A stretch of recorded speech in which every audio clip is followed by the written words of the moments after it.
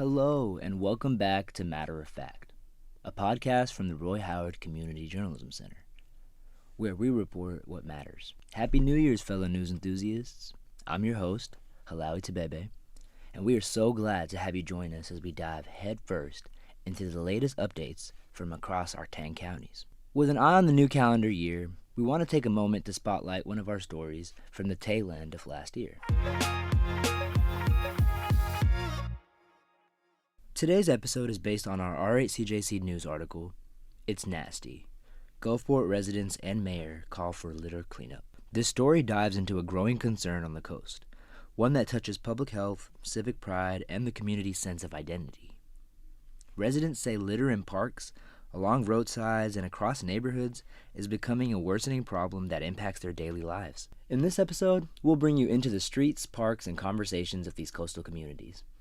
We'll explore what's driving the increase in litter, why residents feel city efforts aren't enough, and what exactly local leaders say they're doing in an attempt to turn things around. We'll also talk with student reporter Michelle Pinto, who helped cover this story, about the behind-the-scenes process of reporting on a community's frustration and the drive behind the people trying to clean up the mess. Gulfport, a sprawling city along the Mississippi coast.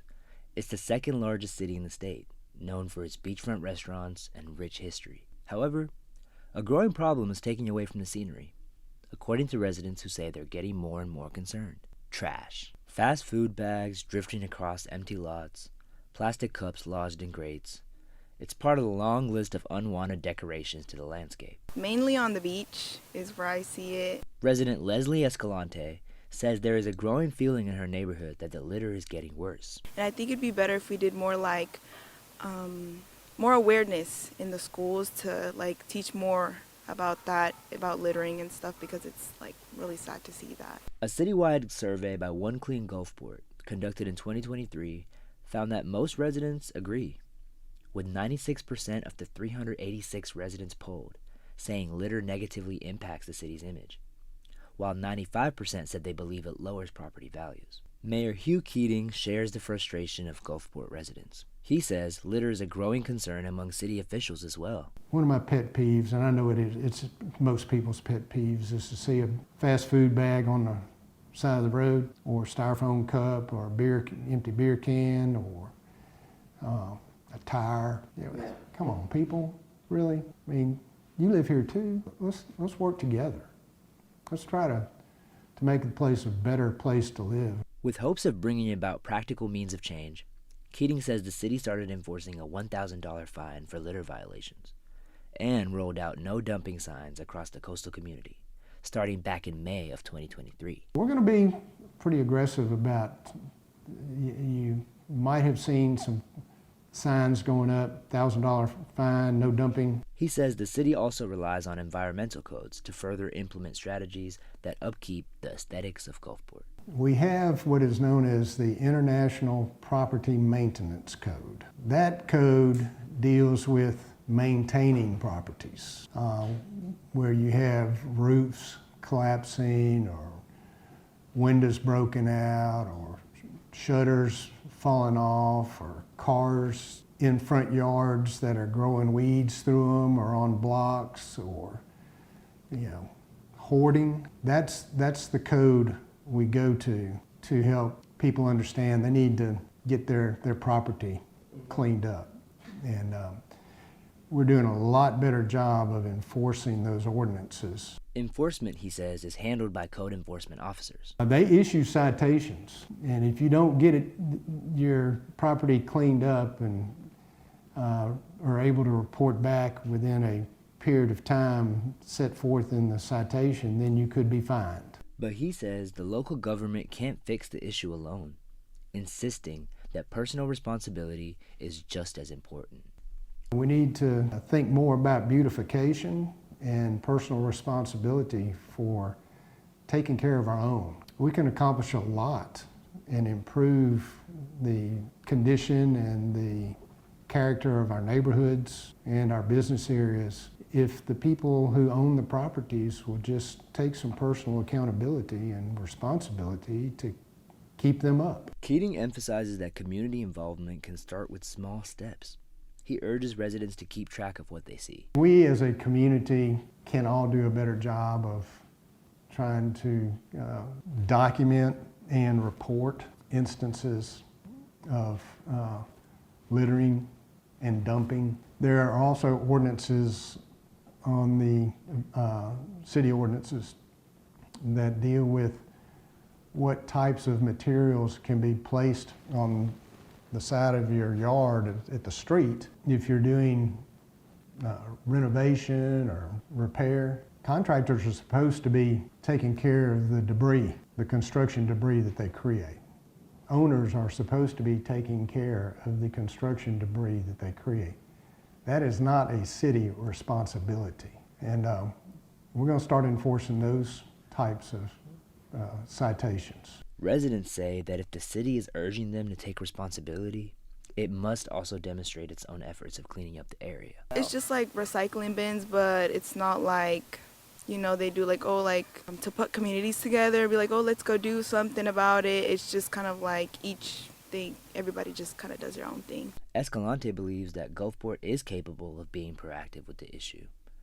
She says some people may just need help getting started. Yeah, I feel so.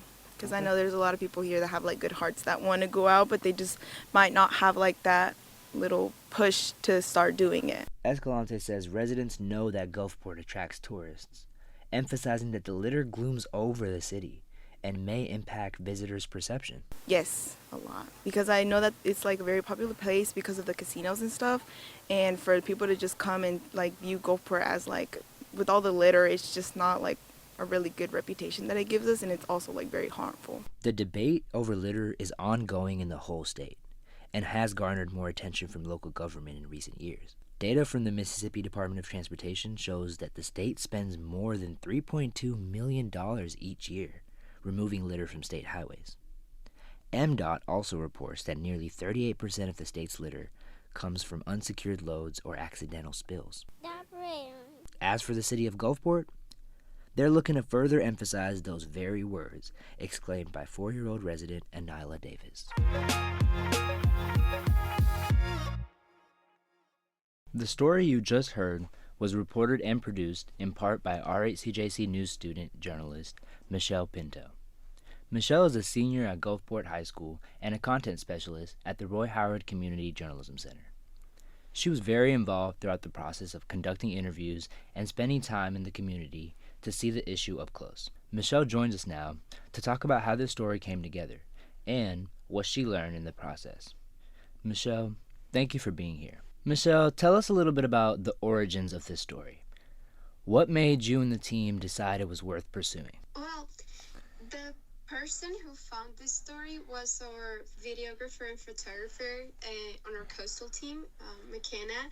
And she saw that a lot of people on social media were talking about this topic, especially on Facebook. And I think that it does align with the Roy Howard Community Journalism Center's mission, which is reporting on the community. That makes sense. And you're a current resident of Gulfport, right? Yes, I am. So what struck out to you the most about the litter situation as someone who lives there? I think what struck me the most was realizing that the places where we gather B-roll and MOS are places that I concur on a daily basis, and I had never really noticed the problem before. So I think that sometimes issues become so normal, like littering, that we stop seeing them as issues and we stop trying to make a change or fixing them. That's very true. And you said you gathered a lot of MOS and B-roll for this piece. Were there any moments that stood out to you while you were on the ground? What stood out to me the most was seeing people from all generations, from elementary school kids to the elderly, wanting to make a change and wanting to see a change. And also the youngest kids were aware of the problem and they cared about how it affects their home, which is Gulfport. I think most residents talked about this issue, littering, and how it gives a negative image to Gulfport City and how harmful it is for the environment. So I think those two topics were the ones that came up most of the time. So, all of those different residents that you talked to, was there like a common theme, and what were people most eager to talk about? I think the common theme was seeing the negative image that littering gives Gulfport and how harmful it is for the environment. Those were the two topics that came up most of the time. From a student journalist perspective, what did this story teach you about covering civic issues that impact daily life? I learned that sometimes issues are happening in front of us, like I mentioned earlier with littering, and we don't really realize it even when it affects our quality of life and the image of a community. And I think that even the most common issues that we wouldn't think could make a story have a bigger impact. That's very true. Reiterating what you said earlier about how small issues can turn into big issues if we don't notice them and take care of them from the beginning. Yeah. For the folks tuning in, what's one thing you hope that they take away about Gulfport and the people working to improve the litter situation? I hope that listeners understand that the community is aware of the littering issue and how it negatively affects the city. And also that I learned while interviewing that some organizations and colleges are working towards making the city cleaner and shape a positive image for Gulfport. And that's amazing. That's what we hope when we report on these underrepresented issues. And finally, what advice would you give to student reporters maybe heading out for their first community impact story? My advice would be to not be afraid to ask any questions. I'm still working on that myself, but I did notice, especially with this story, that a lot of people are willing to talk about what's happening with their community and how they would like to see a change. So I think one should stay curious because there's something that it potentially affects you and that will want to motivate you to go farther into the story. And I think that overall, just remember that as a journalist, you're sort of telling the story from the community's perspective. That's some incredible insight. Michelle Pinto, thank you for your reporting and for giving us a closer look at the people trying to keep their community clean. Now it's time for What is True, our fact-checking segment where we break down common claims, talk about how to verify them, and give you the tools to spot what's real. Joining us is Walker Scott, our What is True Media Literacy Coordinator. Walker is over our fact-checking investigations and leads the center's Ask Me What is True community media literacy trainings. Walker, when people talk about Gulfport's litter problem on social media, what kinds of misinformation or exaggeration is common to see? Often, posts on social media about litter in Gulfport, or any city for that matter, fall into several common traps, one being overgeneralization or sweeping statements. For example, claims like, the whole city is filthy, or no one is doing anything. Although the problem may be growing intense throughout the city, the claim that the whole city is filthy and that no one is doing anything is riddled with personal opinion. The litter alone does not mean Gulfport in general is filthy, and the excess amount of litter does not mean there aren't diligent workers tackling the issue. Both of those claims paint with too broad a stroke, so to speak. The tendencies echo broader patterns of misinformation on social media, where emotional impact and shareability can drive content far, in some cases farther than accuracy. Therefore, as an engaged listener and resident, it's wise to treat dramatic claims with caution. A common perception among the people that we interviewed is that litter is getting worse every year. How can we distinguish between someone's impression and measurable data? Distinguishing between perception and measurable reality requires an evidence-based approach. In order to truly ensure that the litter situation has gotten worse from years prior, Residents should compare publicly accessible cleanup logs, code enforcement statistics, and budget allocations across multiple years. That gives a baseline and shows actual trends, rather than relying on one's own memory or impressions. Thank you, Walker. That's What Is True with Media Literacy Coordinator Walker Scott. You can learn more about the program or submit a question of your own at r8cjcnews.com/WITREQ or by calling 601-266-TRUE. That's 601-266-8783. This episode was adapted from our R8CJC News article, It's Nasty. Gulfport residents and mayor call for litter cleanup. A special thanks to the team behind this story. Videographer McKenna Clam, journalist Micaiah Jackson, and Michelle Pinto, who we heard from earlier in the show.